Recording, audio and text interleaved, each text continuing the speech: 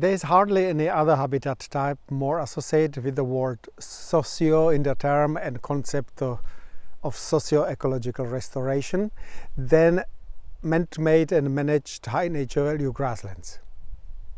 Not only because of their social economic sensitivity and vulnerability in times of rapid land use change, or because of their intrinsic value of their enormous biological diversity, but also and above all maybe because of their cultural and relational values. The European cultural landscape, characterized by meadows, pastures and forest, is deeply rooted in people.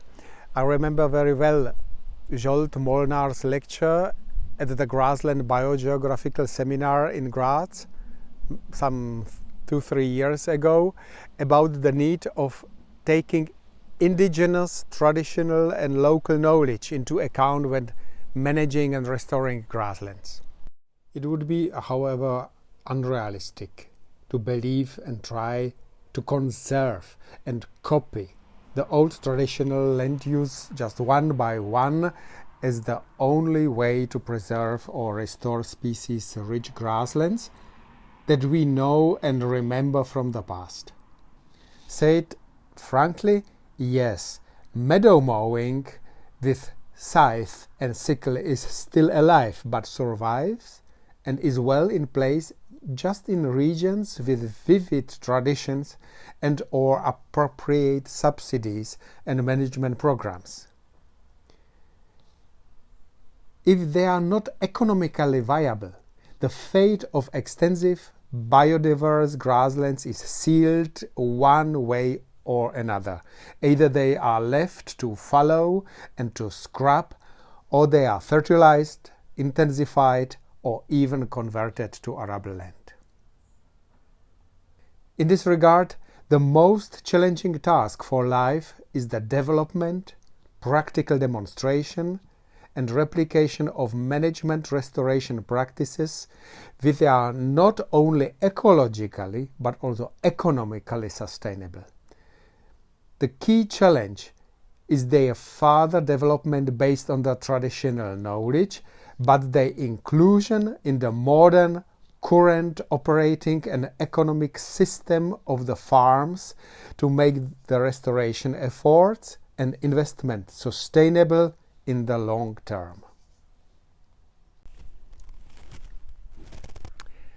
Live program and live projects provide valuable platform for the development and large-scale testing of methods for restoring grassland habitats and for developing and demonstrating adapted traditional or novel management approaches. To date, nearly 1/5, more than 500 of all live nature projects have focused on natural and semi-natural grasslands. In other words, the accumulated knowledge and experience is enormous. A tiny snapshot, some few projects can be seen in our grassland video. Enjoy. Many valuable habitats in Europe evolved over decades and even centuries thanks to extensive farming practices, and estimated 50% of all species in Europe rely on these types of practices for their survival. This refers not only to the high number of the plant species. Some types of grasslands count to the most species diverse plant communities in Europe, but as well for the enormous species numbers of invertebrates, especially insects, and many species of meadow birds. On the other hand, all of us who are here know well the tremendous negative impact that the abandonment or intensification of land use has on biodiversity and the ecological quality of farmed habitats. According to the 2020 European Union State of Nature report, over 50% of grasslands are further deteriorating from an already poor or bad conservation status. This is alarming. Member states reported 45 decrease in grassland area, the highest of all habitat groups. To stop this dramatic negative trend, some 33,000 kilometers square need restoration. This is a lot of work ahead of us. The LIFE program contributes significantly to the achievement of this ambitious goal. The diversity of agricultural grassland habitats and their management techniques is wide, and the diversity of life measures and activities for their restoration is correspondingly large. It includes, for example, the targeted impoverishment of nutrient-rich soils, revitalization, mainly rising of groundwater level, restoring habitat richness by reintroduction of plant and animal species, but also reintroduction of new extensive mowing and grazing regimes, and testing of novel ways of biomass utilization, up to development, testing, and launching of new agri-environmental schemes to ensure economic viability of the reintroduced farming practices.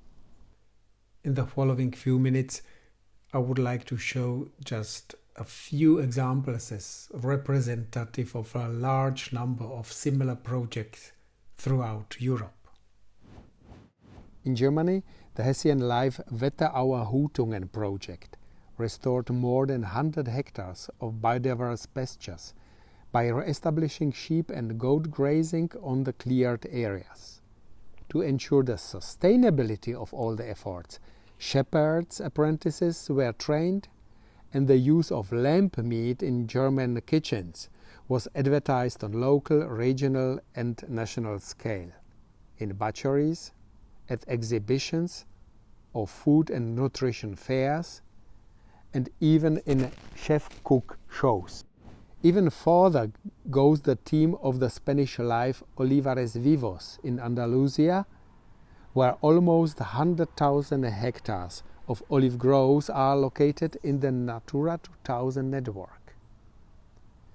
The project perfectly demonstrates the chances for the integration of environmental and conservation values with socio-cultural and economic values as a step towards the multifunctionality of agricultural systems. The bare ground of old olive groves has been restored and kept with autochthonous diverse vegetation. The production of own high-quality olive oil started. Profitability tools were developed based on added biodiversity value for consumers to help curb the abandonment of traditional olive farming, and the science-based agri-food certification system linking olive oil production to the recovery of biodiversity was well established. Another Spanish, still ongoing project, Life in Common Land, uses extensive grazing by horse and cattle to restore degraded wet grasslands, heathlands and blanket bogs in the Galician Cerrado Gistral. It implements and demonstrates result-based grazing schemes combined with precise impact monitoring as restoration tools, using management of livestock density, correction of livestock impacts, and installation of livestock management infrastructure. At the end of the project, it is expected to restore and further manage some 5,000 hectares of the targeted open habitats on land of common tenure. And again, the social-economic aspect play a crucial role. The project designs and implements result-based payment schemes to be included in the Regional Rural Development Plan of Galicia. Moving to Bulgaria, Project Land for Life is an example of projects that target animal species, in this case birds, but the large-scale restoration and management of grasslands are necessary to achieve the goals. To improve the population of imperial eagle, the project purchased nearly 600 hectares formerly intensively used land and another 1,400 hectares of municipal and private land has been contracted and leased to the farmers to maintain appropriate conservation practices. More than 250 hectares plowed pastures have been restored and converted back to biodiverse grasslands. The importance of staying power and continuing restoration management to achieve goals is demonstrated by a series of 3 consecutive live projects in the Dyme area in the Lower Saxony. With the goal of improving small and endangered meadow bird populations, large areas have been acquired since the first project in 1998. The water balance of the wet and temporarily flooded lowland and fen meadows has been revitalized, and extensive grassland has been restored. It took some time, but the effect is obvious and encouraging. The graph shows the development of the black-tailed godwit population between 1991 and today.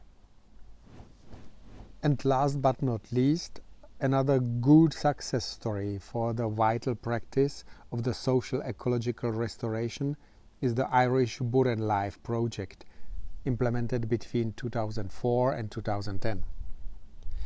Besides the diverse restoration measures carried out with the local farmers and other regional stakeholders, it substantially contributed to the National Agri-Environmental Programme by pioneering results-based approach to rural development payments. Building on its success, it demonstrated those time on 20 pilot conservation farms only. A Horizon 2020 Burren project has been carried out, and a much larger Burren farming for conservation program, a kind of agri-environmental scheme, was launched that still continues to deliver a broad range of environmental, social and economic benefits. Meanwhile, the program restored unique Burren landscape with dry calcareous grasslands on more than 300 farms and 23,000 hectares. And the latest news. Recently, the Slovak Life Subpannonian informed us that their project succeeded in rescuing the population of the rare Tlaspianke plant species, which has increased from just around 100 specimens left to more than 10,000 specimen population on Jasovská Planina plateau, thanks to clearing the overgrowth and continuous re-established sheep grazing. This is now the largest population in the Slovak karst. Congratulations, guys. One could continue for hours as a good life project that deserve to be highlighted, to be featured, have been carried out in all member states. Hence, it is maybe for you good and worthy to look the life project database, to gather there the information about the results and about the achievement of the project. Just go to the live website. But now I guess it's time to answer your question and go for a good discussion. Enjoy!